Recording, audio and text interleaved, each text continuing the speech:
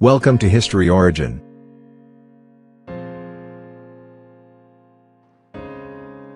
السلام علیکم. آج ہم بات کر رہے ہیں ہایا صوفیہ پر، جس کا شمار دنیا کی قدیم، معتبر اور حسین ترین عمارتوں میں ہوتا ہے. یہ عمارت قسطنطنیہ، جو کہ اب ترکی کا شہر استنبول میں واقع ہے. اس عمارت کی سب سے پہلی تعمیر ایک چرچ کے طور پر ہوئی، جس کی بنیاد کانسٹنٹائن اول نے 325 عیسوی میں رکھی، جو 360 میں کانسٹنٹائن دوئم کے دور میں شہرت کی بلندیوں پر پہنچی. اس عمارت کا سب سے پہلا نام دی گریٹ چرچ رکھا گیا، جسے بعد میں بدل کر ہایا صوفیہ رکھا، جس کا مطلب بڑی حکمت ہے.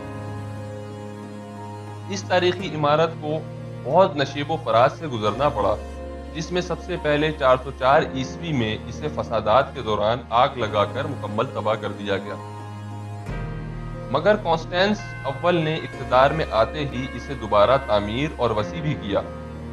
مگر یہ عمارت جنوری 332 عیسوی میں بغاوت کے دوران دوبارہ تباہ ہوئی. اس کامیاب بغاوت کے بعد جسٹینین اول نے اقتدار سنبھالا اور ہایا صوفیہ کو دوبارہ تعمیر کیا، جو تقریباً 6 سال میں مکمل ہوئی. اس عمارت کو جسٹینین اول کے بعد بھی بہت سی آزمائشوں سے گزرنا پڑا، جس میں زلزلے اور صلیبیوں کے حملوں سے اسے نقصان پہنچتا رہا. 1453 عیسوی میں سلطان محمد فاتح دوئم نے قسطنطنیہ فتح کیا اور ہایا صوفیہ کو چرچ سے مسجد میں تبدیل کیا، مگر اس کی تعمیر اور نقشے میں رد و بدل نہیں کیا، بلکہ مزید میناروں، محرابوں اور منبر سے اس کا حسن دوبالا کیا. سلطان نے 14,000 سونے کے سکے سالانہ کی بنیاد پر ہایا صوفیہ کی بحالی کے لیے وقف کیے.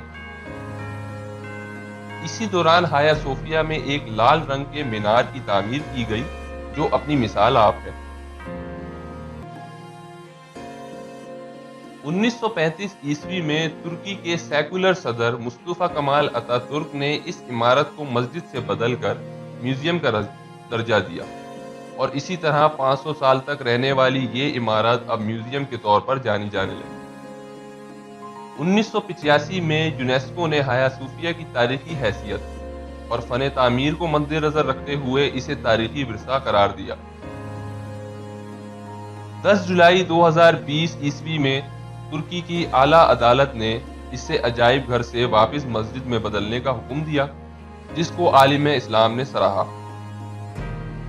اس عمارت کو عجائب گھر سے مسجد میں تبدیل کرنے کے لیے ترکی کے موجودہ صدر رجب طیب اردوغان اور ان کی ٹیم کی بے پناہ محنت موجود ہے. اس کے ساتھ بہت ہی عمدہ قوانین اس عمارت کے لیے تشکیل دیے گئے، جن میں سے کچھ آپ کو بتاتا چلوں. ہایا صوفیہ کو 2 حصوں میں تقسیم کیا گیا، جس میں ایک حصہ مسجد کے لیے مختص اور دوسرا حصہ عجائب گھر ہی رہے گا. مسجد میں تبدیل ہونے کے بعد اب اس عمارت کی داخلہ فیس نہیں لی جائے گی. گلی، جو کہ ایک بلی ہے اور اسی عمارت میں پیدا ہوئی تھی، اسے بھی اسی عمارت میں رہنے کی اجازت ہے. امید ہے آپ کو یہ ویڈیو پسند آئے گی اور آپ کی معلومات میں اضافے کا باعث بنے گی. ہمیں اپنے فیڈ بیک سے آگاہ کرتے رہیے گا، تاکہ ہم مزید آپ کے لیے اس قسم کی معلومات فراہم کریں.